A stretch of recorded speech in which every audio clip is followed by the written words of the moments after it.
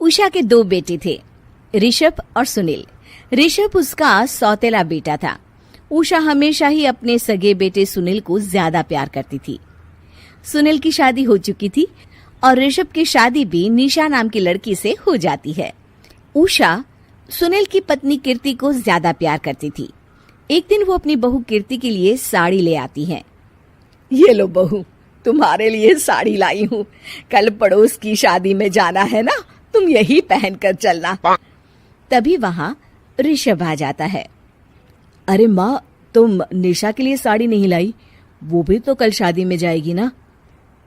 हाँ, वो भी जाएगी, पर उसके पास तो काफी साड़ी होंगी ना। अभी अभी तो शादी हुई है तुम दोनों की, तो उसी में से कोई पहन लेगी वो। ऋषभ ये सुनकर उदास हो जाता है। तब निशा कहती है, आप उदास क्यों होते हो जी? सही तो कह रही हैं मम्मी जी। मेरे पास तो बहुत साड़ियां हैं और सारी की सारी नई हैं। मैं उन्हीं में से कोई पहन लूंगी। वो बात नहीं है निशा। माँ मेरे साथ तो सौतेला व्यवहार करती ही थी, पर मुझे लगता था कि मेरी पत्नी के साथ वो ऐसा कभी नहीं करेंगी, पर आज उन्होंने तुम्हारे साथ भी वैसा ही व्यवहार किया। ऋषभ उदास होकर अपने कमरे में चला जाता है। ऋषभ को उदास देखकर निशा को अपनी सास पर बहुत गुस्सा आता है। एक दिन उषा सुनील को कुछ पैसे दे रही होती है। ले बेटा सुनील, ये कुछ पैसे रख ले और बहू को कहीं घुमा लिया। जी मम्मी जी। सुनील वहां से चला जाता है। मम्मी जी, आपने इन्हें तो कभी पैसे नहीं दिए। ऐसा सौतेला व्यवहार आप क्यों करती हैं? बहू, ये किस तरह से बात कर रही हो तुम अपनी सास से? कोई ऐसे सवाल करता है कि अपनी सासू से? सास? अरे जिस दिन से मैं इस घर में आई हूँ ना, आपने तो मुझे अपनी बहू माना ही नहीं। हमेशा कीर्ति भाभी के लिए ही सब कुछ लाती हैं। मुझे तो आज तक आपने कुछ दिया ही नहीं। क्या मैं जानती नहीं कि आप ऐसा क्यों करती हैं? देख निशा, तू अपना काम कर समझी। मेरे से बहस करने की कोई जरूरत नहीं है। तभी वहां ऋषभ आ जाता है। निशा, माँ से ऐसे बात नहीं करते। तुम जाओ अपने कमरे में। हाँ, जा रही हूँ। मुझे भी इनसे बात करने का कोई शौक नहीं है। निशा अपने कमरे में चली जाती है और ऋषभ भी वहां आ जाता है। निशा, तुमने माँ से क्यों झगड़ा किया? क्योंकि आप तो कुछ कहते ही नहीं, बस चुपचाप सहते रहते हैं। किसी को तो आवाज उठानी होगी ना। कोई बात नहीं निशा, तुम गुस्सा मत करो, शांत हो जाओ। निशा रसोई में खाना बना रही होती है। तभी वहां कीर्ति आ जाती है। निशा, तुम मार्केट से ये सामान ले आओ। मैं क्यों जाऊं? आप भी तो जा सकती हो ना। दिख नहीं रहा कि मैं खाना बना रही हूँ? हाँ तो क्या हुआ, खाना बनाने के बाद चली जाना। हाँ, खाना भी मैं ही पकाऊं, बाजार जाकर सामान भी मैं ही ले आऊं। खुद तो कुछ करोगी नहीं, है ना? ओहो, जुबान तो देखो कैसे चल रही है। सुनो, तुम अभी आई हो इस घर में, तमीज में रहो, वरना सासू माँ से कहकर मायके भिजवा दूंगी तुम्हें। हाँ। ओह, हाथ लगाकर दिखाओ मुझे, देख लूंगी। बहुत मनमानी हो गई तुम दोनों की, समझी? निशा लिस्ट कीर्ति के ऊपर फेंक देती है। कीर्ति निशा को मारने आती है तो निशा उसका हाथ मोड़ देती है। मर गई रे, छोड़ मेरा हाथ। आज के बाद मुझसे कोई बदतमीजी की तो अच्छा नहीं होगा। कीर्ति रोते हुए अपने कमरे में चली जाती है। उस निशा चुड़ैल ने मेरा हाथ मोड़ दिया। मुझे नहीं रहना इस घर में। अरे कैसी बेकार की बातें कर रही हो। अरे निकालना ही है तो ऋषभ और निशा को निकालेंगे। नहीं, मुझे अलग घर चाहिए। कान खोलकर सुन लीजिए, हम दोनों इस घर से जल्द जाएंगे। आप नए घर का इंतजाम कीजिए बस। मैं इन दोनों के साथ ज्यादा नहीं रह सकती। हाँ, वैसे मैं भी कुछ दिनों से सोच रहा था। अच्छा हुआ तुमने कह दिया, मैं माँ को भी बता देता हूँ। माँ, वो क्या करेंगी तुम्हारे साथ जाकर? मैं चाहती हूँ कि तुम और मैं, बस हम दोनों ही कहीं शिफ्ट हो जाएं, इस सब झमेले से दूर।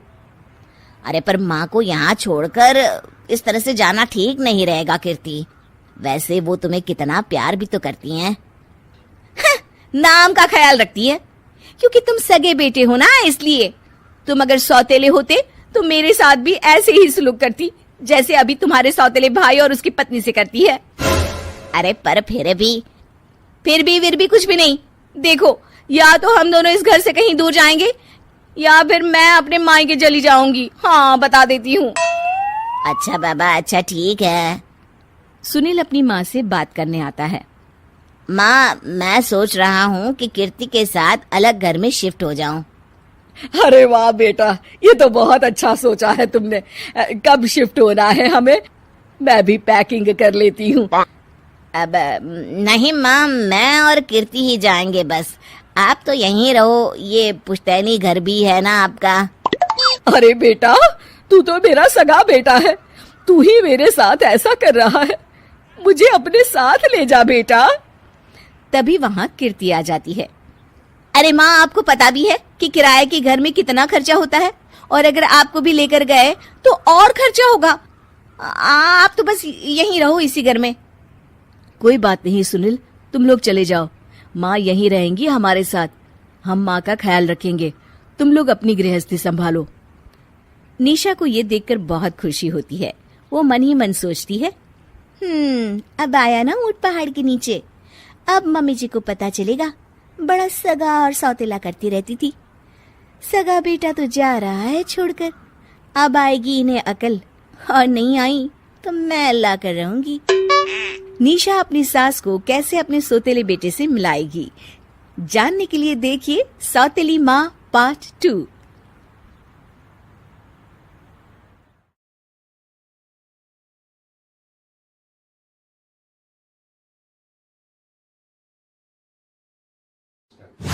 उषा का सगा बेटा सुनील और बहू कीर्ति उन्हें उनके सौतेले बेटे के साथ छोड़कर जा रहे होते हैं। बेटा, तेरी जब कमाई बढ़ जाएगी, कम से कम तब तो मुझे तू लेने आ जाना। हाँ हाँ माँ, क्यों नहीं।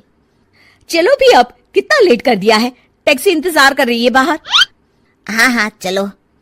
सुनील और कीर्ति चले जाते हैं और उषा उन्हें जाता हुआ देख उदास हो जाती है। तभी वहां निशा आ जाती है। अपनी सास को उदास देख निशा उनके पास जाती है। क्या हुआ मम्मी जी, आप तो बहुत सगा बेटा करती थी। आपके सगे बेटे ने तो आपको छोड़ दिया और चले गए अपनी अलग गृहस्थी बसाने। देख बहू, मेरे बेटे को कुछ भी कहने की जरूरत नहीं है। मुझे यकीन है कि जब उसकी तनख्वाह बढ़ जाएगी तो वो मुझे लेने जरूर आ जाएगा। हाँ, ये भी देख लेंगे कि वो लोग आपको वापस लेने आते हैं या नहीं। तब तक तो आप भी यहीं हो और मैं भी। उषा अपने बेटे के ना होने से बहुत ही उदास रहने लगती है। उन्होंने खाना खाना भी छोड़ दिया। सुनिए जी, मम्मी जी ने आज भी कुछ नहीं खाया। जब भी खाने के बारे में पूछती हूँ तो कह देती हैं भूख नहीं है, और अपने कमरे में ही बैठी रहती हैं। ये सुनकर ऋषभ अपनी माँ के पास खाना लेकर जाता है। माँ, सुनील बेटा, आ गया तू? ओह, तू है। माँ, मैं खाना लाया हूँ, खा लीजिए प्लीज। आप ऐसे भूखी रहेंगी तो बीमार पड़ जाएंगी। मुझे भूख नहीं है, ले जा तू खाना। ठीक है, फिर जब तक आप नहीं खाएंगी मैं भी नहीं जाने वाला यहाँ से। अरे तू क्यों जिद करता है? कहा ना मुझे भूख नहीं है। अरे मम्मी जी, आप खा भी लीजिए ना, ये कितने प्यार से आपको खिला रहे हैं, उसकी तो कदर कर लीजिए कम से कम। अरे तू क्यों बीच में हमेशा अपनी टांग अड़ाती है? ठीक है, लाओ दे दो। कम से कम खाने के बाद तुम दोनों तो इस कमरे से जाओगे। उषा खाना खा लेती है और ऋषभ और निशा ये देखकर खुश हो जाते हैं। चलो, कम से कम माँ ने खाना तो खा लिया। उषा एक दिन सुनील को फोन मिलाती है। हेलो बेटा सुनील, तू घर मिलने आ जाना बहू को लेकर। कितने दिन हो गए, बहुत मन कर रहा है मेरा। हाँ हाँ ठीक है माँ, ऑफिस में बहुत काम है, टाइम मिला तो आ जाऊंगा। सुनील फोन काट देता है। हेलो सुनील बेटा। सुनील की बात सुनकर उषा उदास हो जाती है। तभी वहां ऋषभ आ जाता है। माँ, ये देखो, मैं जलेबी लाया हूं तुम्हारे लिए, तुम्हें बहुत पसंद है ना? उषा जलेबी देखकर बहुत खुश हो जाती है। अरे वाह, जलेबी ला दे। उषा जलेबियां खा रही होती है और ऋषभ अपने कमरे में चला जाता है। देखा मम्मी जी, आपका ये कितना ख्याल रखते हैं, और प्यार सगे और सौतेले से नहीं आंका जा सकता। आपको उदास देखकर ये आपके लिए तुरंत जलेबी ले आए, यही तो प्यार होता है। ये कहकर निशा वहां से चली जाती है और उषा सोचने लगती है, शायद तू ठीक कह रही है बहू। उषा देखती है कि ऋषभ उसका बहुत ख्याल रखता है और उसे उसकी गलती का एहसास होने लगता है। एक दिन सुनील और कीर्ति घर पर आते हैं। उषा उन्हें देखकर खुश हो जाती है। और माँ कैसी हो? अरे बहुत अच्छी हूँ। ऋषभ और बहू मेरा बहुत ख्याल रखते हैं। वैसे मुझे नहीं लगा था कि तू आएगा बहू के साथ। क्यों, ऐसा क्यों लगा आपको माँ? बेटा, फोन पर तूने कहा था कि तुझे बहुत काम है। हाँ माँ, पर मुझे ये भी तो पता था ना कि मेरी माँ इंतजार कर रही होगी मेरा। ना बेटा ना, मैं तो इंतजार नहीं कर रही थी, मैंने तो उम्मीद ही छोड़ दी थी। सुनील को ये देखकर अजीब लग रहा होता है कि उसकी माँ ऋषभ से अब बहुत अच्छे से बात कर रही होती है और उसके आने की उनको कोई खास खुशी भी नहीं होती है। अपनी माँ का ध्यान न पाकर उसे थोड़ी सी जलन महसूस होती है। माँ ये देखो मैं क्या लाया हूँ, साड़ी तुम्हारे लिए। हाँ बेटा, अच्छी है साड़ी तो। अच्छी है तो फिर आप आज इसे पहनो और फिर कहीं घूमने चले जाते हैं। बेटा, ऋषभ ने भी मुझे साड़ी दी थी, आज तो मैं वही पहनूंगी। तेरी दी हुई साड़ी फिर कभी पहन लूंगी। सुनील को अब बहुत ही ज्यादा जलन हो रही होती है। उसे समझ नहीं आता कि अपनी माँ का ध्यान फिर से कैसे वो अपनी तरफ खींचे। रात हो जाती है और उनके जाने का वक्त आ जाता है। माँ चलो अपना सामान बांधो और हमारे साथ चलो। कीर्ति ये सुनकर चौंक जाती है। ये क्या कह रहे हैं आप? हम सासू माँ को लेने थोड़ी ना आए थे। अरे तुम चुप हो जाओ। माँ चलो जाओ, अपना सामान बांध लो। आप मेरे साथ आ रही हो, मैंने कह दिया तो कह दिया। अरे पर बेटा, तेरी तो तनख्वाह कम है, मैं तुझ पर बोझ नहीं बनना चाहती। अरे मुझ पर बोझ नहीं हो माँ, बस आप चलो ना, मैं लेकर ही जाऊंगा आपको। नहीं बेटा, अब मैं नहीं आना चाहती। मैं तो अब ऋषभ और बहू के साथ ही रहूंगी। ये सुनकर ऋषभ चौंक जाता है। ये क्या कह रही हो माँ? हाँ बेटा, मैं कहीं नहीं जाने वाली अब। माँ, अब सच में नहीं जा रही? नहीं बेटा, मैं तो तेरे पास ही रहूंगी अब, और जो प्यार मैं तुझे नहीं दे पाई वो सब दूंगी बेटा। ऋषभ और उसकी माँ गले मिलते हैं और निशा खुश हो जाती है।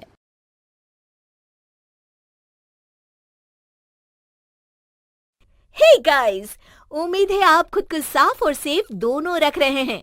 बहुत जरूरी है हम सबका इस वायरस से बचना, जागरूक रहना और इससे जुड़ी हर खबर के बारे में पता होना। इसलिए हेलो लाया है fight against corona virus initiative, जिसके जरिए आपको इस वायरस से जुड़े हर सेफ्टी मेजर और हर खबर के बारे में रेगुलर अपडेट्स मिलते रहेंगे। Stay safe. Download the hello app now.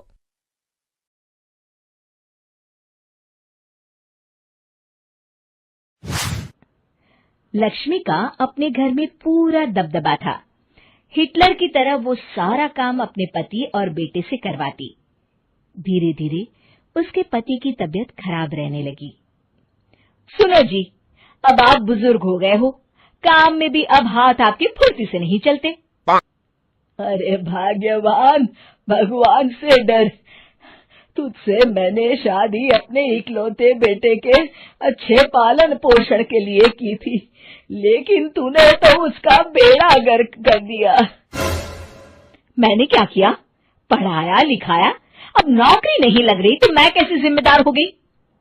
अब घर में बैठकर रोटी तोड़ रहा था तो मैंने कहा काम ही कर ले। एक तो भला करो और ऊपर से बातें सुनो। तभी सारंग वहां आ जाता है। बहुत भूख लगी है माँ, कुछ खाने को दे दो। अब तुम्हारे पापा का हाथ तो चल नहीं रहा है। मैं ही जा रही हूँ आज किचन में, बनाती हूँ कुछ। हे भगवान, कैसे होगा इतना काम मुझसे? लक्ष्मी किचन में काम कर रही होती है कि तभी अचानक उसे आइडिया आता है। अरे मैं भी ना, अरे यहाँ तो फ्री की नौकरानी ला सकती हूँ मैं, फिर मैं क्यों खाना बना रही हूँ? उस दिन लक्ष्मी सारंग की पसंद का खाना बनाती है और बैठकर उसे बड़े ही प्यार से खिलाती है। खा ले बेटा, खा ले, पेट भर के खा ले। अरे रुक, मैं तेरे लिए ना गर्मा गर्म रोटियां लाती हूँ। सारंग और उसके पिता एक दूसरे की ओर बड़े ही हैरानी से देखते हैं। बेटा सारंग, जरूर दाल में कुछ काला है, वरना ये औरत तो हमें बासी खाना भी सुकून से ना खाने दे। सुनील की बात लक्ष्मी सुन लेती है और जोर जोर से चिल्लाने लगती है। अरे हाँ, भलाई का तो जमाना ही नहीं रहा। एक तो आग में खुद को जलाकर तुम लोगों के लिए खाना बना रही हूँ और ऊपर से तुम्हें दाल काली लग रही है। अरे माँ, पिताजी का ये मतलब नहीं था, तुम बुरा मत मानो। अरे हाँ बेटा, तू कहता है तो मान लेती हूँ। लक्ष्मी सारंग के पास बड़े ही प्यार से बैठ जाती है और फिर कहती है, बेटा मैंने ना तेरी शादी करने की सोच ली है।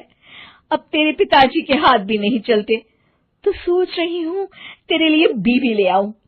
अब पता नहीं ना मैं भी कब मर जाऊं। अब ऐसे भाग्य भी कहाँ है हमारे।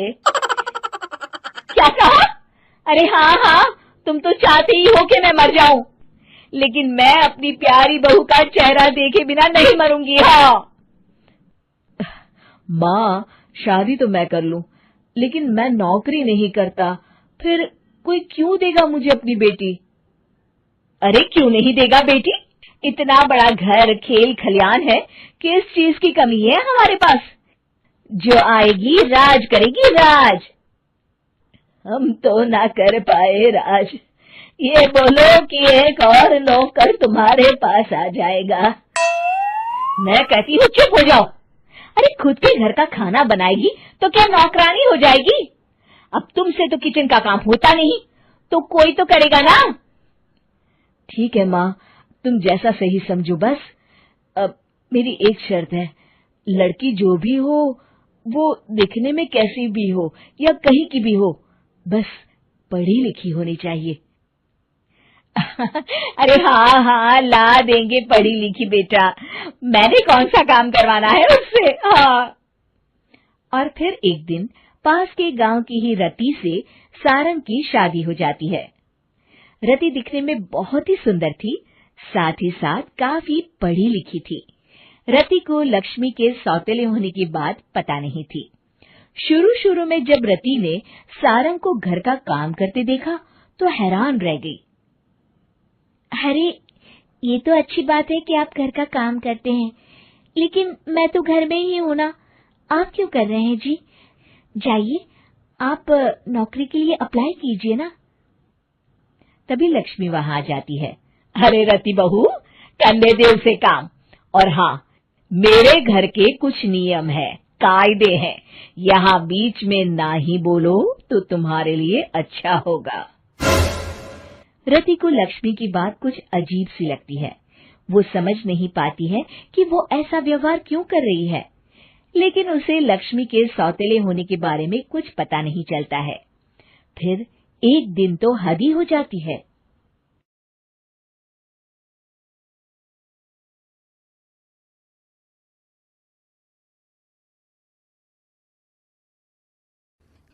इस कहानी के पहले भाग में आपने देखा कि कैसे रति की शादी एक ऐसे घर में हो जाती है जहां उसकी सास सौतेली होती है और वो पूरे घर वालों को अपने इशारों पर नचाती है। रति छत से सूखे कपड़े उतार कर ले जा रही थी कि तभी उसकी नजर लक्ष्मी पर पड़ती है, जो किसी तरह चोरी से सुनील की अलमारी खोलने की कोशिश कर रही होती है।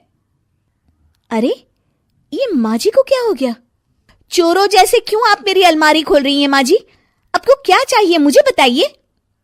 अरे वाह, क्या चाहिए मुझे बताइए।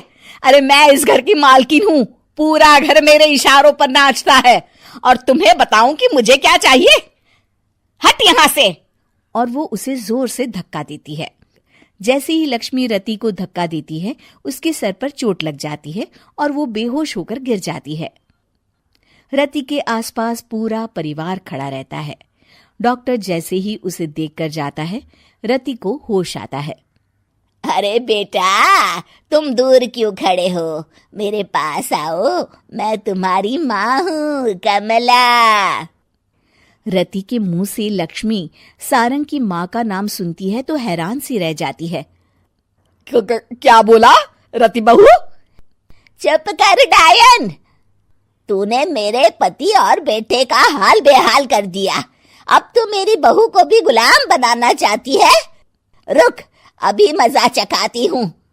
ये कहकर जैसे उसे पकड़ने की कोशिश करती है, लक्ष्मी वहां से भाग जाती है।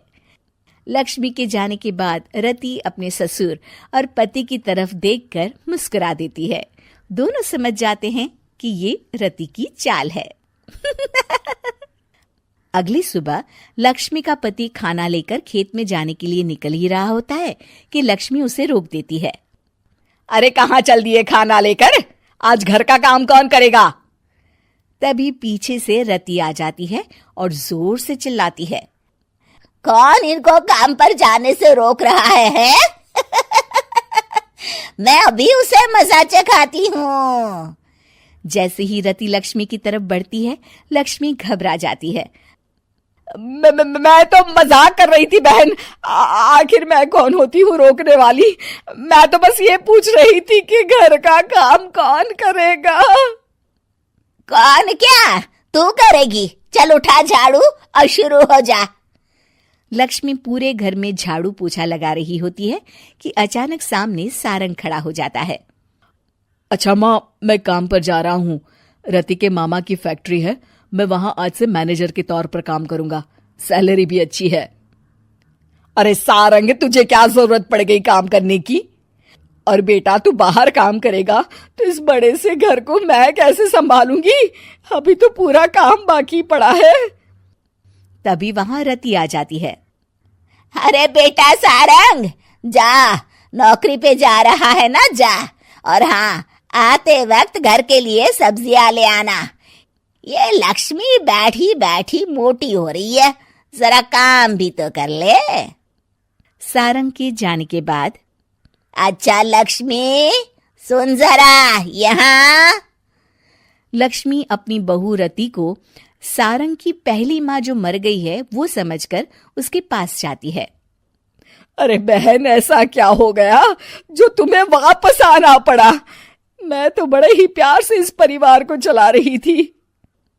प्यार से तो मैं बहुत साल से तुझे मजा चखाना चाहती थी, लेकिन किसी औरत का शरीर मुझे नहीं मिल रहा था प्रवेश करने के लिए।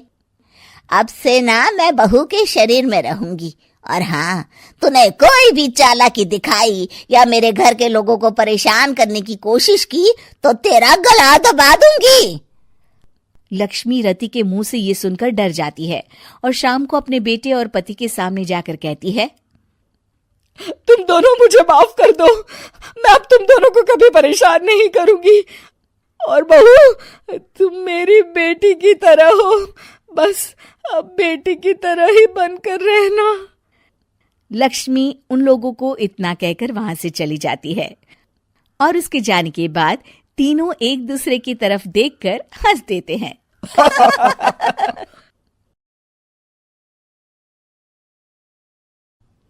होली की आत्मा।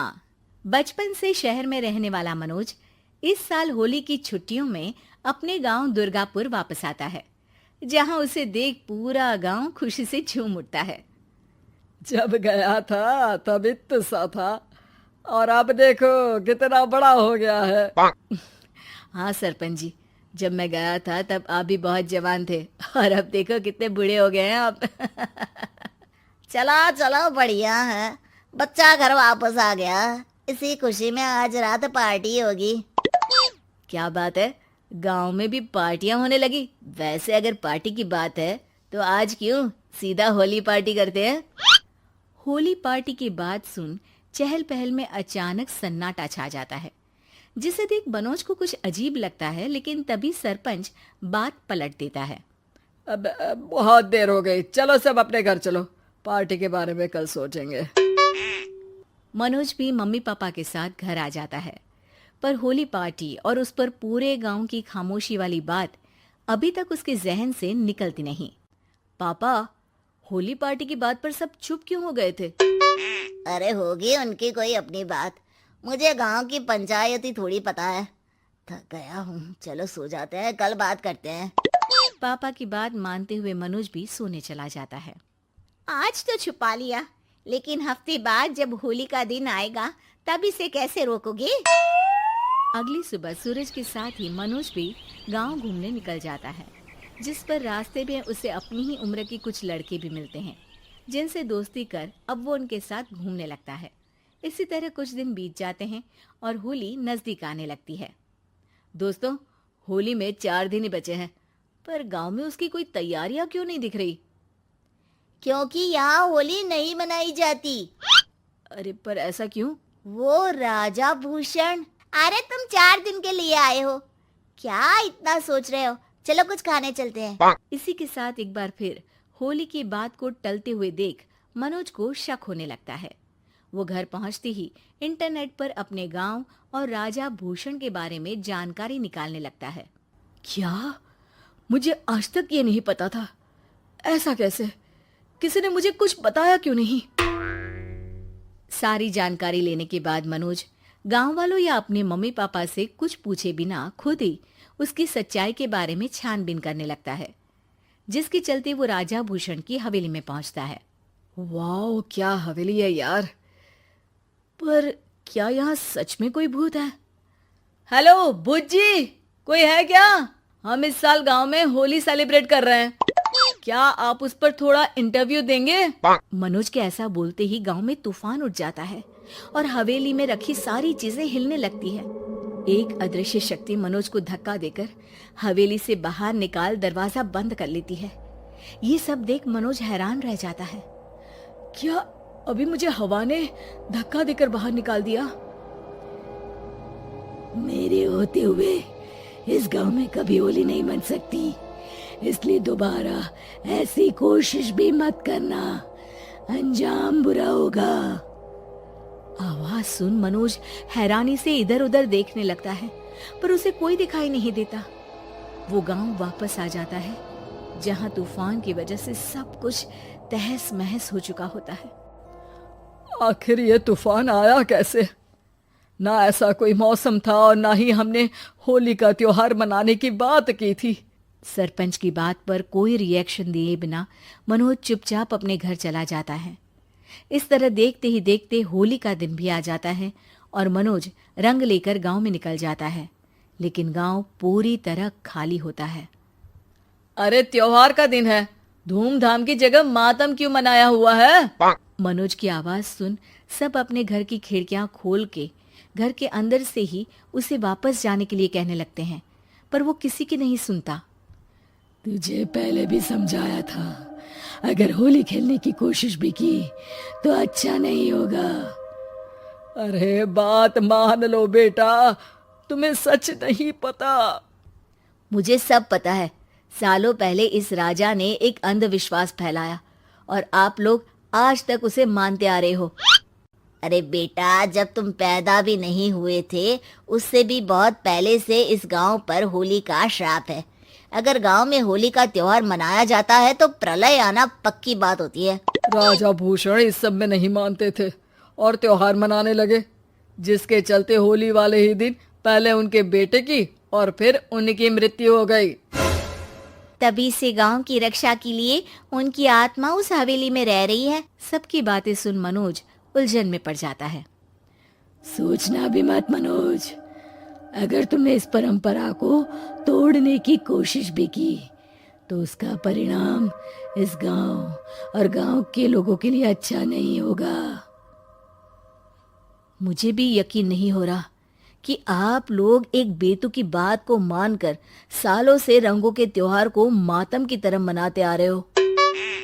मनोज किसी की कोई बात ना मानते हुए पूरे गांव में रंग बिखेर देता है, जिसके तुरंत बाद वहां तूफान के साथ बिजलियां गरजने लगती है। अचानक मौसम में ऐसा बदलाव देख जहां मनोज कंफ्यूजन में आ जाता है, वहीं गांव वाले डर से सहम जाते हैं।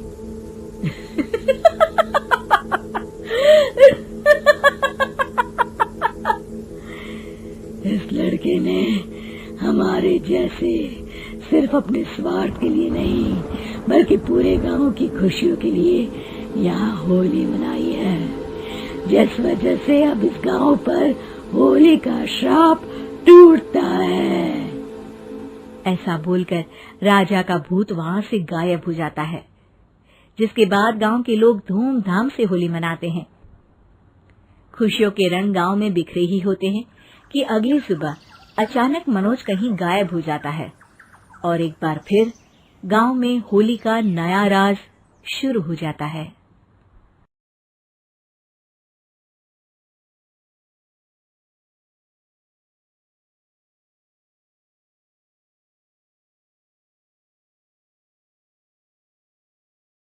शादी में आई चुड़ैल। अन्नपुर नाम के एक गांव में शादी चल रही होती है। वाह, मजा आ गया फूफा जी। शादी में क्या खाना बना है, बाराती तो उंगलियां चाटते रह जाएंगे। हाँ, तुमने सही कहा, पनीर की सब्जी का तो कोई जवाब ही नहीं। दूसरी तरफ पंडित जी फेरों की तैयारी कर रहे होते हैं कि तभी वहाँ एक चुड़ैल आ जाती है। अरे मर गया रे, ये चुड़ैल यहाँ क्या कर रही है? अरे दिवाकर जी, ये आपकी कौन सी रिश्तेदार है? अरे मुझे क्या पता, क्यों भाग्यवान, कहीं ये तुम्हारे मायके से तो नहीं आई है?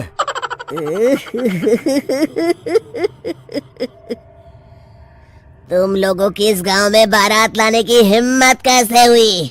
मेरे रहते इस गांव में किसी की शादी नहीं हो सकती। अब तुम लोग देखो मैं क्या करती हूँ। अरे मर गया रे, मैंने सुना है ये जबान की पक्की है। भागो रे भागो, वरना ये चुड़ैल किसी को नहीं छोड़ेगी। हाँ, तुम सही कहते हो मोहन भाई, यहाँ से भाग लेने में ही हम सबकी भलाई है। देखते ही देखते शादी के मंडप में भगदड़ मच जाती है और चुड़ैल सब कुछ उजाड़ कर रख देती है। फिर एक दिन मोहन की शादी तय हो जाती है। अरे भाई, अगले हफ्ते मेरी शादी तय हो गई है, लेकिन इस चुड़ैल की दहशत के मारे तो मेरे हाथ पैर कांप रहे हैं। अरे मोहन, तुम्हारा दिमाग तो खराब नहीं हो गया? तुम अपने साथ साथ हम सब गांव वालों को भी बलि का बकरा बनाना चाहते हो? उस चुड़ैल के रहते तुमने अपनी शादी के बारे में सोच भी कैसे लिया? देखो गोपाल, डर तो मुझे भी लग रहा है, लेकिन उस चुड़ैल के डर से मैं जिंदगी भर कुंवारा तो नहीं रह सकता। तभी वहाँ मोहन के होने वाले ससुर आ जाते हैं। अरे ससुर जी आप? देखो, अब तक मैं तुम्हारा ससुर बना नहीं हूँ और शायद बनूंगा भी नहीं। ये आप क्या कह रहे हैं? मैंने तो शादी का कोड भी सिलवा लिया है। मैं अपनी बेटी की शादी किसी अच्छे गांव में कराना चाहता हूँ। तुम्हारा गांव तो भूतिया गांव है। मैं तो क्या, अब तो कोई भी अपनी लड़की इस गांव वालों को नहीं देगा। इस तरह चुड़ैल के डर से उस गांव में किसी की भी शादी नहीं हो पाती। फिर एक दिन गांव के जमींदार अपनी बेटी की शादी करने का विचार करते हैं, लेकिन चुड़ैल के डर से उनकी भी हिम्मत जवाब दे देती है। अगर मेरी बेटी की शादी तय समय से नहीं हुई तो मेरी नाक कट जाएगी। मुझे कुछ करना ही होगा। एक सलाहकार के कहने पर जमींदार काशी से एक बहुत ही नामी तांत्रिक को अपने घर बुलवाते हैं, जो भूत चुड़ैल को पकड़ने में माहिर माना जाता था। जमींदार साहब, आप चिंता मत करिए। इस गांव की सीमा में प्रवेश करते ही मुझे उस चुड़ैल के बारे में सब पता चल गया था। आप उसे जल्दी से जल्दी कैद कर लीजिए ताकि मैं अपनी बेटी की शादी कर सकूं। जब वो चुड़ैल एक इंसान थी, तब ठीक उसकी शादी करने वाले दिन ही उसकी और उसके होने वाले पति की एक दुर्घटना में मौत हो गई थी। उसका होने वाला पति आज भी भूत बनकर जंगल में भटकता है। इसलिए जब तक चुड़ैल की शादी नहीं हो जाएगी, वो किसी और की भी शादी नहीं होने देगी। ये आप क्या कह रहे हैं? अगर वो भूत भी हमारे गांव में आ गया, तब हमारा क्या होगा?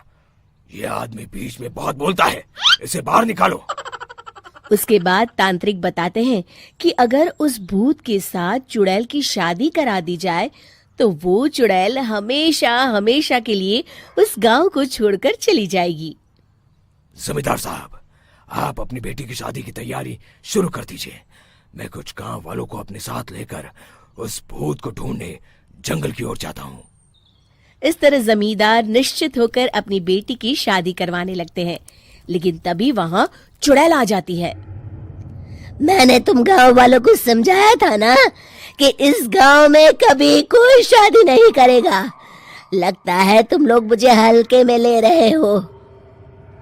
चुड़ैल जमींदार की बेटी को उठा लेती है।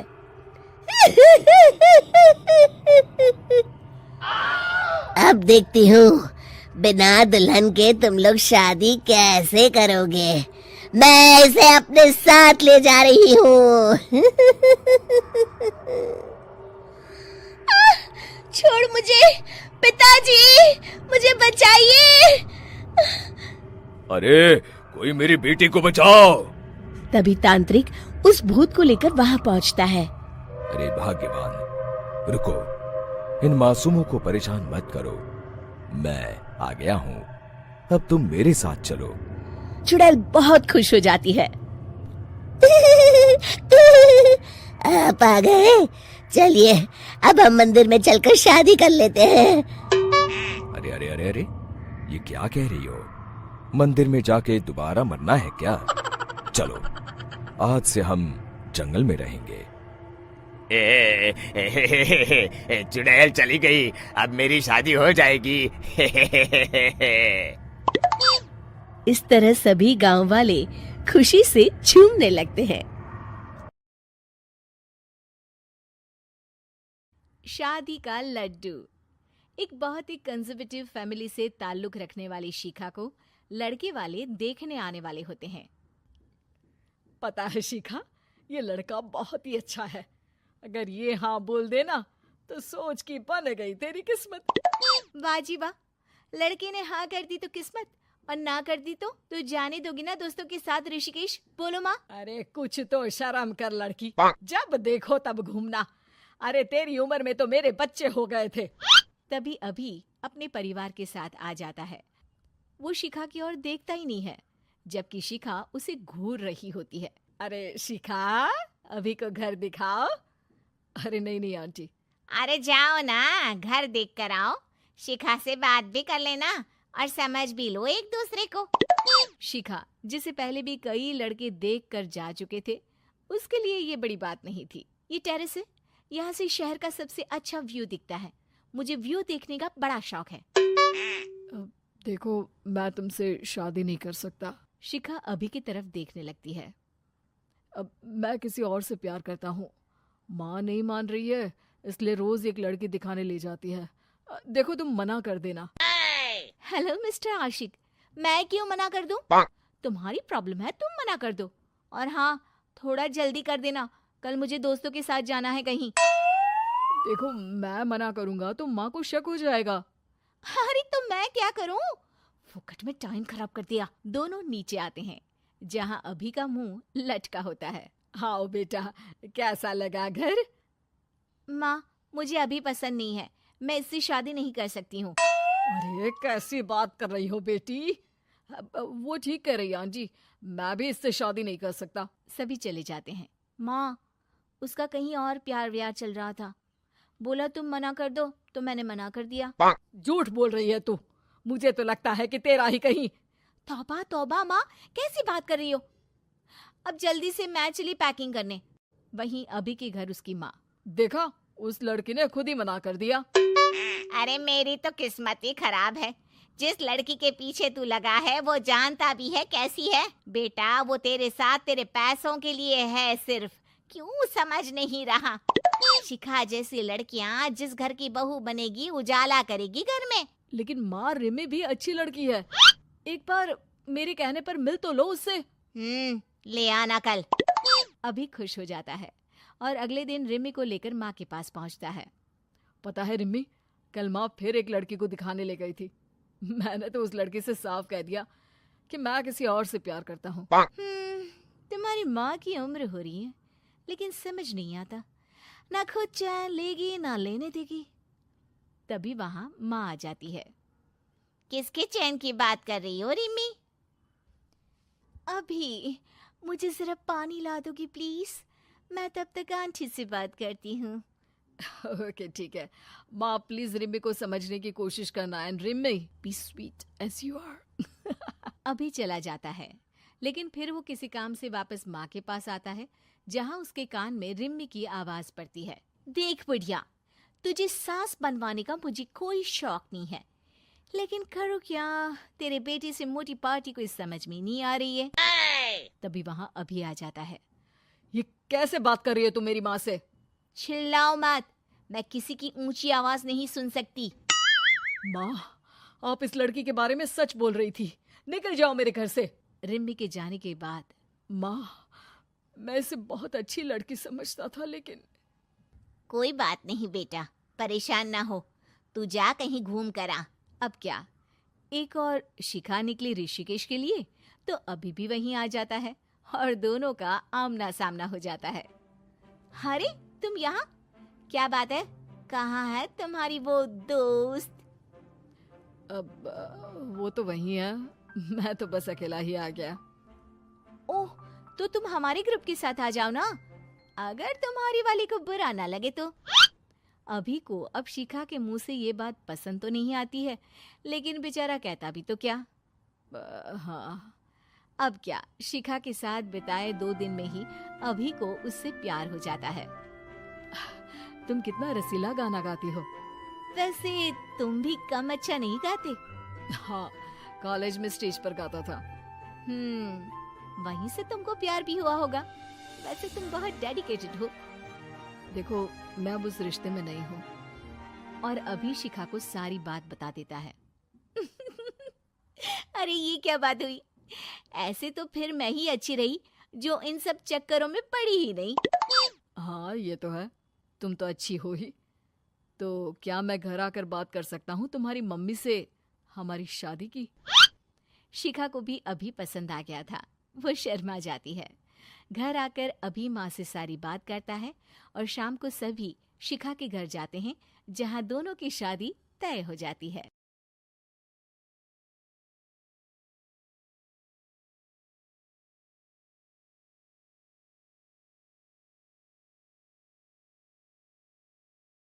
स्टॉप बोलने वाली बहू। Stop that! अरे अरे अरे, आप लोग स्टॉप तो नहीं हो गए ना? लेकिन ये कहानी है इसी खेल की जो कभी हम बचपन में खेला करते थे। बैठी रहती है सारा दिन पत्थर की तरह। अरे पत्थर भी कभी कभी हिल लिया करता है। तू भी कभी कोई काम कर लिया कर बहू। मैं तो बहू नहीं, भैंस ले आई हूँ। नीता सारा दिन घर का काम करती, कमर टूट जाती जब वो रात में बिस्तर में आराम करने के लिए लेटती। लेकिन मजाल है सास की, जो उसके काम की कभी झूठे मुंह भी तारीफ कर दे। हम लोग नसीब वाले हैं नीता बिटिया, जो तेरे जैसी बहू हम लोगों को मिली। पिताजी, यही आपका प्यार है जिसके कारण मैं इस घर में टिकी हुई हूँ। पर पता नहीं सासू माँ को मैं क्यों नहीं अच्छी लगती। अब तो 2 साल हो गए हैं शादी को। 2 साल में तू ये सवाल कर रही है? यहाँ मुझे 30 साल हो गए बिटिया। पता नहीं तेरी सास मुझे भी क्यों पसंद नहीं करती। फिर क्या, दोनों ससुर बहू खूब ठहाका लगा लगा कर हंसते हैं। अरे वाह जी वाह, क्या जमाना आ गया है। बहू को देखो कैसे ठहाके लगा लगा कर ससुर के साथ हंस रही है। अरे एक जमाना हमारा था, ससुर इस कमरे में तो मैं उस कमरे में, ससुर बरामदे में तो मैं छत में, और यहाँ देखो महारानी को, वो मेरी बेटी है। और पापा ने तुम्हें कभी नहीं कहा था कि तुम इधर उधर भागो। हाँ, सास को पति की बात पर गुस्सा आ जाता है। तभी उसकी नजर बहू पर पड़ती है, जो सास और ससुर की बात पर हंस रही है। बहू को हंसता हुआ देख सास का पारा 7वें आसमान में चढ़ जाता है। अरे कल बुही, तू क्यों हंसी? तुझे कौन सी चुड़ैल चिपट गई तो हंस रही है? हम मियाँ बीवी का ये चलता रहता है, ये ना सोच के बीच में फूट पड़वा दी। अरे जी, जाइए बाजार से छाछ ले आइए, और तू जाकर किचन में बेसन घोल कर पकोड़े बना ले, कड़ी बनानी है तुझे। सास बहू और पति को ऑर्डर देकर वहाँ से निकल जाती है। पति बाजार की तरफ और बहू किचन की तरफ। हाँ, सारा काम हो गया, अब बस आराम से टीवी देखूं। उधर सास, कड़ी खाने का बिल्कुल मन नहीं था, लेकिन जब ये लड़की खी खी करके दांत दिखाती है तो गुस्सा आ जाता है, लगता है कि मुंह नोच लो इसका। तभी सास के कान में बहू के जोर जोर से हंसने की आवाज आती है। सास का पारा फिर 7वें आसमान में चला जाता है। सास कमरे में जाती है जहाँ बहू टीवी में सीरियल देख रही होती है।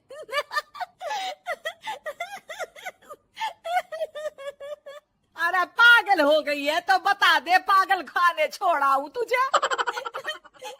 जी, आइए ना, देखिए ना, आप भी ये सीन देखिए, कैसे बच्चे स्टॉप दैट खेल रहे हैं। इस खेल में ना जिसे स्टॉप दैट बोल दो उसे स्टॉप होना पड़ता है। हाँ, बहुत खेला है मैंने भी इसे बचपन में। कोई इतने भी पुराने लोग नहीं है हम। काश सासू माँ मैं भी ये खेल खेल पाती। सास को बहू की इस बात पर गुस्सा आ जाता है। यहाँ तो सारा घर फैला पड़ा है, रात के खाने की कोई तैयारी नहीं, और मैडम स्टॉप दैट खेलेंगी। हाँ, अरे चल जाकर छत धो। बेचारी बहू जो अभी तक टीवी पर ठहाका मार रही थी, झाड़ू लेकर छत पर पहुंच जाती है। खुले आसमान के नीचे बहू भगवान की तरफ देखकर कहती है, हे भगवान, ये तो बता दो कैसे मेरे अंदर भी कोई क्वालिटी आएगी जिसे देखो जब देखो कुछ न कुछ सुनाकर निकल जाता है।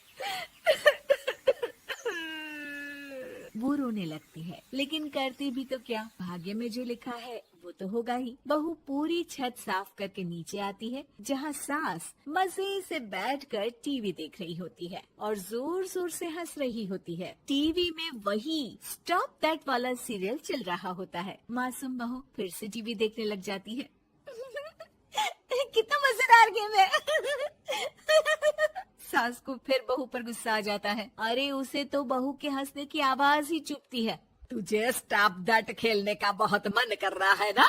मुझे बोल स्टॉप दैट, अब बोल स्टॉप दैट, बोल बोल। नहीं नहीं माँ जी, कैसी बात कर रही है? अच्छा तो फिर हंस क्यों रही है? अरे दम में तो बोल के दिखाना मुझे स्टॉप दैट। बहू सास के जोर देने पर जोर से गुस्से से बोल देती है, स्टॉप दैट। लेकिन ये क्या, सास तो मानो किसी भूत की तरह जम जाती है। मन तो कर रहा है कि ओवर ही ना बोलो, लेकिन ये मानेगी तो नहीं ना। तभी डोरबेल बजती है और बहू सास को ओवर बोलना भूलकर दरवाजे पर चली जाती है। अरे कमला, तू क्या करने आई है? भाभी जी काम पर रख लो ना, बहुत जरूरत है पैसों की। मैं जानती हूँ, पर मेरी सास नहीं मानेगी ना। अरे पता नहीं भाभी कैसी सास है आपकी, इतना काम तो मैं 4 घर का नहीं करती जितना वो आपसे एक घर में करवा लेती है। बहू काम वाली से खड़े होकर तकरीबन आधे घंटे बात करती है और उसे विदा कर जैसे ही घर के अंदर आती है तो देखती है कि सास वैसी की वैसी ही खड़ी है। स्टॉप दैट, ये जो कह कर गई थी वो। अरे हाय, ये सासू माँ को क्या हो गया? अब ओवर बोलूंगी तो मेरी तो जान ही निकाल देगी। क्या करूँ मैं? बहू उनका हाथ पकड़कर बेड पर लिटा देती है और फिर कहती है, ओवर। क्या मेरे सर पर खड़ी रहेगी अब? क्या मैं आराम भी ना करूं? जा यहाँ से, बोला है ना कमरे में आया मत कर। जब देखो कमरे में घुसी रहती है, अलमारी को घुरती रहती है। अरे कुछ नहीं देने वाली, ज्यादा वहम में मत रहना, समझी? माफ करिएगा, मैं आपको कुछ बोलती नहीं हूँ। इसका मतलब ये तो नहीं है ना कि आप कुछ भी बोलती रहेंगी। अरे वाह जी वाह, स्टॉप दैट बोलते बोलते जबान भी खुल गई तेरी। हाँ, खुल गई और बोलूंगी भी। स्टॉप दैट, अब बोलो। लेकिन ये क्या, जैसे ही बहू ने बोला स्टॉप दैट, सास हो गई स्टॉप। हे भगवान, ये क्या हो रहा है सासू माँ? लेकिन बेचारी सास स्टॉप दैट में तो बोलती बंद हो गई उनकी। वाह जी वाह, लग रहा है कि अब सारा खेल मेरे हाथ में आ गया। बहू अब सास से स्टॉप दैट बोलकर कभी खाना बनवा लेती तो कभी घर साफ करवा लेती। अरे पता नहीं, मैं आजकल थकी थकी सी क्यों रहती हूँ। बीपी भी हाई रहता है, मन करता है सोई रहूं। और मैं डॉक्टर को लेकर आता हूँ। ये काम बहुत कर रही हैं, उम्र नहीं है आपकी इतना काम करने की। और ज्यादा काम किया काम तो मैं इतना कराऊंगी कि बस नाम की जिंदा रहेगी। बहुत जबान टपट टपट चलती है ना इनकी। ससुर जी समझ ही नहीं पाते कि क्यों उसकी बीवी की तबीयत खराब हो रही है। बहू शीशे के सामने कहती है, सारा काम हो रहा है, मजा ही आ गया। स्टॉप दैट होकर उनको पता ही नहीं चलता कि वो क्या कर रही हैं। अब तो जो चाहे जब चाहे सारा काम इन्हीं से करवाऊंगी। ये मेरा कमाल, क्या बोलती हूँ मैं? Stop that. बस जैसे ही बहू शीशे के सामने ये शब्द बोलती है, भूत बन जाती है।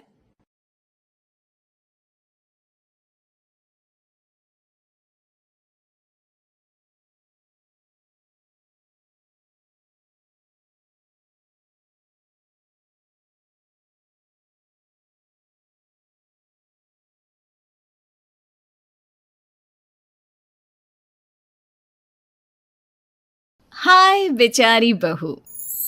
सरिता की शादी एक अच्छे परिवार में हुई है। उसका पति रोहन उसे बहुत प्यार करता है। घर में उसकी सास शांति और ननद मीनाक्षी भी है, जो सरिता के किसी काम में दखल अंदाजी नहीं करती। लेकिन फिर भी सरिता को ऐसा लगता है कि दुनिया की सबसे ज्यादा बेचारी बहू वही है और सबसे ज्यादा अत्याचार उसी पर हो रहा है। माँ जी, ये लीजिए आपकी चाय। अरे बहू, तूने इतनी ज्यादा चीनी क्यों डाल दी चाय में? हाय हाय माँ जी, मैंने तो उतनी ही मीठी बनाई है जितनी मीठी आपको पसंद है। माँ जी, आपको तो मेरे हाथ की चाय अच्छी ही नहीं लगती। जब देखो कुछ न कुछ कमी निकाल ही देती हो। अरे बहू, तू एक बात के पीछे ही पड़ जाती है। मैंने ऐसा कब कहा कि तू रोज चाय खराब बनाती है? सरिता अपने कमरे में चली जाती है और फोन उठाकर अपनी माँ से बात करती है। हेलो माँ, कैसी हो आप? क्या कर रही हो? मैं तो ठीक हूँ, पर तू बता, तेरा मूड कैसा है? तेरी आवाज से लग रहा है कि कुछ तो हुआ है तेरे ससुराल में। अरे क्या बताऊँ माँ, यहाँ तो हर समय मेरे साथ बहुत बुरा व्यवहार होता है। मैंने अपनी सास के लिए इतनी अच्छी चाय बनाई, लेकिन मेरी सास चाय पीते ही मुझे 4 बातें सुना दी। बेटी, तू इतनी छोटी छोटी बातों पर ध्यान ही क्यों देती हो? तुम्हारी सास ने कुछ बोल भी दिया तो क्या हो गया, वो बड़ी है ना तुझसे।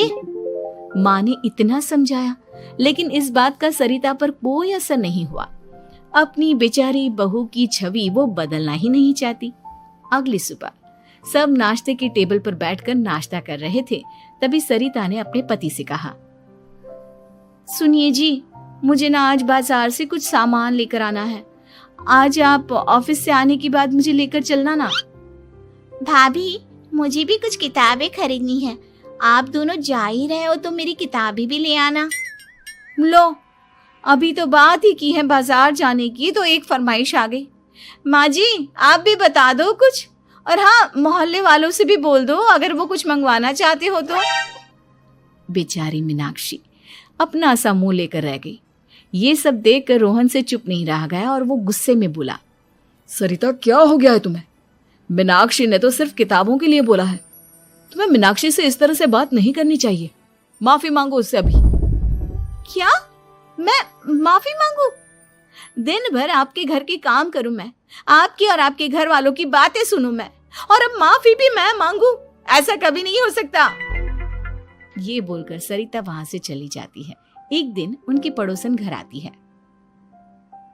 अरे सरिता, क्या कर रही है? और क्या करूंगी भाभी जी, बस घर का काम ही कर रही हूँ। आप बताओ कैसे आना हुआ? अरे मैं तो तुम्हारा हालचाल पूछने आई थी, लेकिन तुम तो बिजी लग रही हो। कोई बात नहीं, मैं बाद में आ जाऊंगी। और क्या करूँ भाभी जी, जब से शादी होकर आई हूँ ना, बस काम ही कर रही हूँ। और इस घर में ना कोई मेरी कदर नहीं करता। पति है जो बस घर से ऑफिस, ऑफिस से घर। ननद को तो कॉलेज से फुर्सत नहीं। बची सास तो उनका सारा समय मेरी गलतियां निकालने में लग जाता है। अरे ये क्या कह रही हो सरिता? तुम्हारी सास तो पूरे मोहल्ले में तुम्हारी तारीफ करती फिरती है कि तुम बहुत अच्छी हो, पूरा घर तुम्ही ने संभाल रखा है। हाँ तो क्या हुआ, इसमें गलत क्या कहती हैं? सच्ची तो कहती हैं। मेरी मर्जी के बिना इस घर का पत्ता भी नहीं हिलता। शाम को जब रोहन घर आया तो उसने सबसे कहा, कल हम सबको मौसी जी के घर जाना है, उनकी बेटी की शादी है। सब अपनी अपनी पैकिंग कर लो, सुबह होते ही निकल जाएंगे। और सरिता, तुम कान खोलकर सुन लो, वहां जाकर किसी की बुराई भलाई शुरू मत कर देना, नहीं तो मुझसे बुरा कोई नहीं होगा। हाय हाय जी, आप तो ऐसे कह रहे हो जैसे मैं सुबह शाम सबकी बुराई करती फिरती हूँ। आज तक कोई कह नहीं सकता कि मैंने किसी के पीठ पीछे किसी के बारे में कोई बुरी बात बोली हो तो। अरे बस बहू, बात को और ज्यादा आगे मत बढ़ा। हमें सब पता है तो हमारे साथ क्या व्यवहार करती है। ये बात घर तक रखना, शादी में किसी को कुछ मत बोलना, नहीं तो सब कहेंगे कि शांति की बहू कितना बोलती है। हाँ हाँ, सब कुछ तो मैं ही बोलती हूँ ना। आप लोग तो हर समय फूलों की बारिश करते रहते हो मेरे ऊपर। सारी गलती मेरी है जो मैं इस घर में आई। सबका कितना ध्यान रखती हूँ, लेकिन फिर भी मेरी तो आप लोगों की नजर में कोई कदर ही नहीं है। अगली सुबह सब लोग मौसी जी के घर पर चले जाते हैं। वहां पर शादी का माहौल होता है, सब जगह चहल पहल होती है, बहुत सारे मेहमान आए हैं। सरिता को वहां बहुत अच्छा लग रहा है। वो अपने मन में सोचती है, यहाँ कितना अच्छा लग रहा है, कितनी रौनक है। मैं यहाँ किसी से ज्यादा बात नहीं करूंगी। अगर मेरे मुंह से कुछ ऐसा वैसा निकल गया तो रोहन जी तो मुझसे गुस्सा हो जाएंगी। सरिता ये सब सोच ही रही थी कि वहां रोहन की कजिन साक्षी आ गई और सरिता से बोली, आप सरिता भाभी हो ना? जितना आपके बारे में सुना था आप तो उससे भी ज्यादा सुंदर हो। हाँ वो तो है, मेरी सुंदरता की तारीफ सब करते हैं। मेरे मायके में तो सब यही बोलते हैं कि रोहन जी की किस्मत बहुत अच्छी है जिन्हें मैं मिली। लेकिन आप कौन है? मैंने आपको पहचाना नहीं। मैं रोहन भैया की कजिन हूँ। आपकी शादी पर नहीं आ पाई थी ना, इसलिए आप मुझसे मिली नहीं कभी। शांति मौसी और मीनाक्षी आपकी बहुत तारीफ करते हैं। क्या कहा तुमने? मेरी तारीफ? कभी नहीं। मेरे ससुराल वाले कभी मेरी तारीफ कर ही नहीं सकते। मैं इतनी अच्छी हूँ, मेहनती हूँ, लेकिन उन्हें तो मेरी कदर ही नहीं। सारा दिन घर का काम करती हूँ, फिर भी मेरी सास ना मुझे सुनाती रहती है और पति भी मेरी सास की साइड लेते हैं। ना कभी बाहर ले जाते हैं ना कहीं घुमाने। अगर घुमाने के लिए कभी बोल भी देना तो उनकी बहन बीच में आ जाती है। मैं कैसे रह रही हूँ उस घर में ये मैं ही जानती हूँ। सरिता की ये बातें सुनकर साक्षी को बड़ी हैरानी हुई। अब वो हर किसी के सामने अपनी बढ़ाई और ससुराल वालों की बुराई करने लगी। रोहन और शांति को सरिता पर बहुत गुस्सा आया, लेकिन वो चुप रहे। अगले दिन जब वो अपने घर पर आए, सरिता, तुमने क्यों सबके सामने मेरी इज्जत का तमाशा बनाया? तुमसे बोला था ना कि चुप रहना। अजी ऐसा भी क्या कह दिया मैंने जो इतना भड़क रहे हो? तुम जहां जाती हो अपना रोना शुरू कर देती हो, कभी किसी दूसरे की बात ही नहीं सुनती, बस अपनी कहती रहती हो। तुमने सबके सामने हमारा तमाशा बनाकर रख दिया है। हे भगवान, मुझे अपने पास बुला ले। जिस घर में मेरी कदर ही नहीं उस घर में मेरा क्या काम? अरे क्या करूंगी मैं यहाँ रहकर? जो भी आता है मुझे सुनाकर चला जाता है। मैं तो किसी से कुछ नहीं कहती। सीधी सादी बहू मिल गई है ना सबको, तो जो जी में आए वो करो। सरिता ने अपने आगे किसी को कुछ बोलने ही नहीं दिया और उस दिन भी उसने सबके सामने खुद को बेचारी बना ही दिया। अगले दिन मीनाक्षी कॉलेज के लिए लेट हो रही थी, इसलिए वो हर काम जल्दी जल्दी कर रही थी। अपना नाश्ता लेने किचन में गई और पतीले में रखे गरम दूध को गिलास में डालने लगी। दूध का पतीला उसके हाथ से छूट गया और गरम गरम दूध उसके हाथ पर गिर गया। ओए माँ, हाय मेरा हाथ, माँ मेरा हाथ जल गया। मीनाक्षी की आवाज सुनकर सरिता दौड़ती हुई आई। ये क्या किया तुमने? तुम्हें नाश्ता चाहिए था तो मुझसे बोल देती, मैं क्या मना करती थी? अब पता नहीं कितने दिन की मुसीबत पाल ली तुमने। सरिता मीनाक्षी को उसके कमरे में ले गई और उसका बहुत ख्याल रखा। उसका इस तरह से ख्याल रखना शांति और रोहन को थोड़ा अजीब लगा। माँ, सरिता के दिमाग का भी कुछ पता नहीं। कल शादी में सबको इतना कुछ बोल कर आई है हमारे बारे में, और अब मीनाक्षी की कितनी अच्छी देखभाल कर रही है। ये ऐसा क्यों करती है? बेटा, तेरी बीवी की ना आदत हो गई है सबके सामने खुद को बेचारी दिखाने की, और आदत इतनी जल्दी नहीं बदलती। जब ये बोलना शुरू करती है तो रुकने का नाम ही नहीं लेती, इसलिए इसे पता ही नहीं चलता कि ये किसके सामने क्या बोली जा रही है। लेकिन दिल की बहुत अच्छी है। हमें भी अपना दिल बड़ा करके ये जैसी है इसे स्वीकार करना चाहिए।